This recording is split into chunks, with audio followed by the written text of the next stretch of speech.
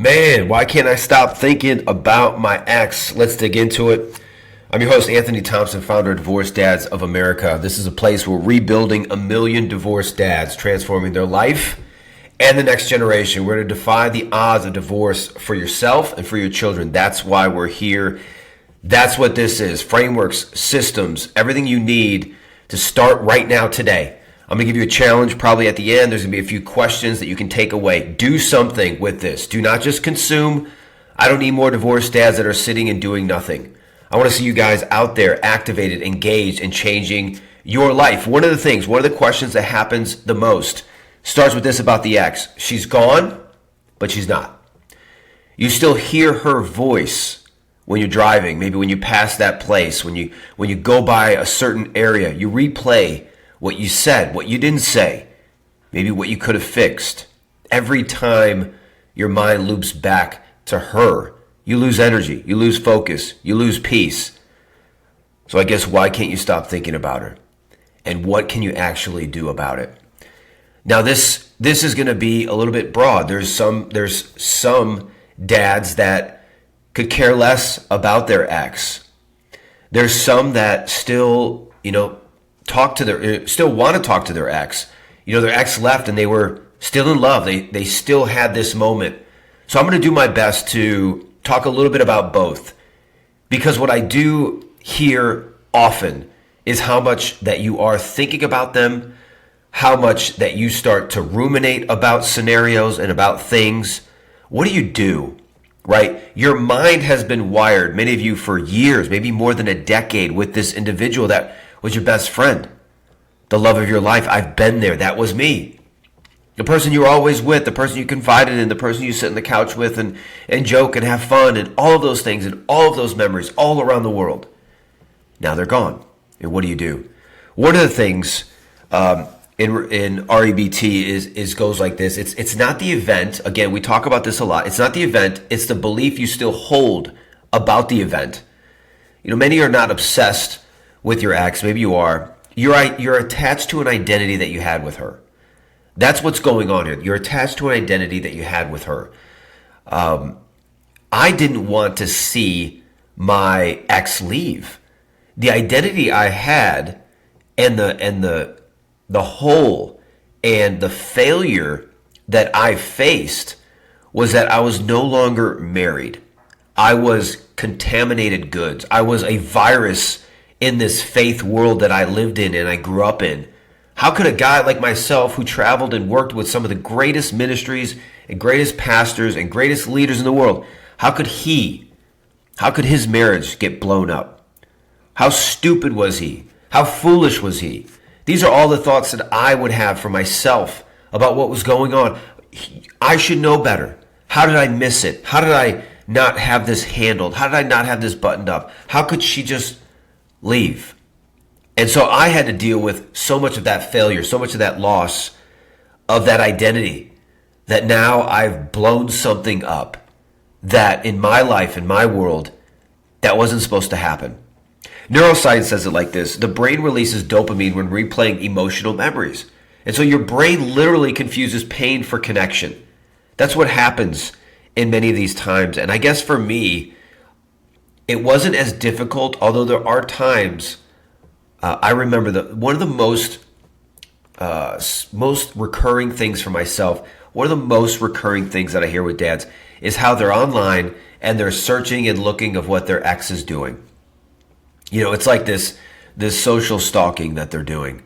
Well, is their life better than mine? Are they having more fun than me? What are they doing? Where are they going? What's happening? Have they moved on more than I have? Right? And there's this comparison, and comparison is the thief of joy. So rumination increases depression risk by 200%. So if you want to get depressed, start ruminating about all of those things. There's the science and there's the data. You are guaranteed to go into a black hole. And I want you to think of your mind like tabs on a browser, right? I don't know about you, but I'm a tabs on a browser guy. Google Chrome right now, I think I got about 20, right? Every what if is another tab draining your battery. Forgiveness is the act of closing the tab. Think of it like that. And I know for my own self, when I'm looking at my computer, And I don't have a super amazing computer, so I have to minimize some of those tabs. I got to close them, otherwise my computer just starts to mess up. Forgiveness is closing those tabs. Creating vision is closing those tabs. You don't need to keep going back and looking at them. I needed to. I'll talk about me. I needed to rewire. I needed to set my things on those things which are ahead. Philippians 3:13. Forget what is behind and moving toward what is ahead. Everything about the faith walk is moving forward, moving ahead, pressing on, forgetting those things, forgiving the past, repenting, changing, transforming your mind. Everything about it is about change, is about transformation. That's what this new life for you is all about. Are there memories and are those things? Yes. Can you take some of the good memories? You can. You can. However, you have to be able to manage that and say, well, does that then pull me into more of those things? So let's go into quickly FAST system. We'll get into some challenges, some reflections, some questions for you to take away. Number one, what's going on here? Focus. Let's talk with F. Focus and faith. Notice your thought loops and write down every time your mind returns to her. Guys, you can't have these wars in your mind. You can't fight a thought with another thought. You have to get it out, analyze it, become aware to it, so that you can then take the right thought, the correct thought, the good thought, the forward-focusing thought, and transform it. First, you got to write it out. Get it out, write it out, what's going on. 2, awareness. Identify what emotion that loop brings up. Is it anger, regret, loneliness, fear of failure, fear of not being good enough, fear of not being good enough? I know for myself, failing like this in a marriage is, what a loser. What a loser. How could this guy get divorced?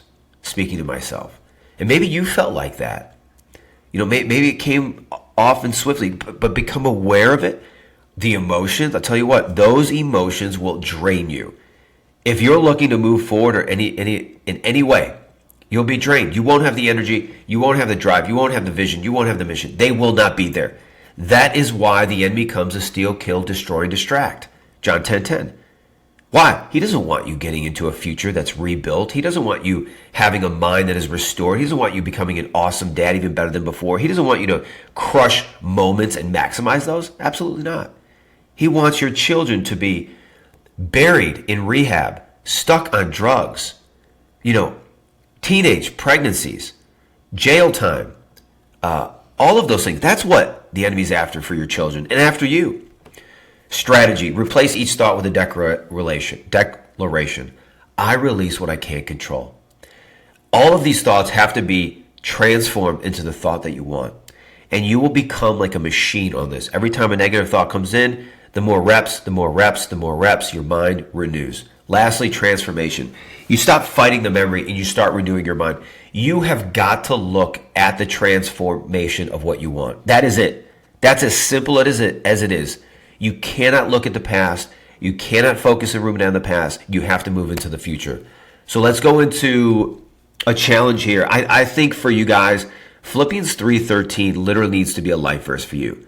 Forgetting those things that are behind and pressing on to those things that are ahead. You've got to know it. It's got to be in your vocabulary. It's got to be in your mind. It's got to be something you're replaying daily. Here's 3 questions to take away today that will transform and totally move you into that direction faster than ever before. Number 1, what belief keeps you tethered to that past version of yourself? Hold on, let me pause there. If you are stalking your ex on social media, you've got to stop it.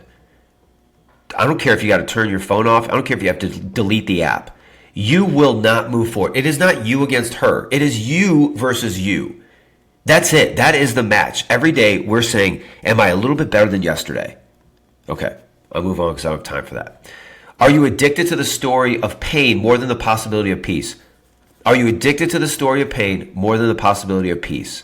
3, what would happen if you actually forgave yourself? What would happen? What would you do? What would that feel like? Just forgiving yourself. What would it feel like if you just said, I'm going to move forward. I'm not going to think about my ex unless I'm praying for her, blessing her, just being forgiving towards her. I'm going to move forward. What would those things feel like? Two things you can do. One is the ascent. These worksheets, frameworks, and systems are in there in our site group. Link is in the description. And if you're following us on Instagram, Divorced Dads of America, let me know. I'd love to hear from you. Love to hear your questions and thoughts on what's going on.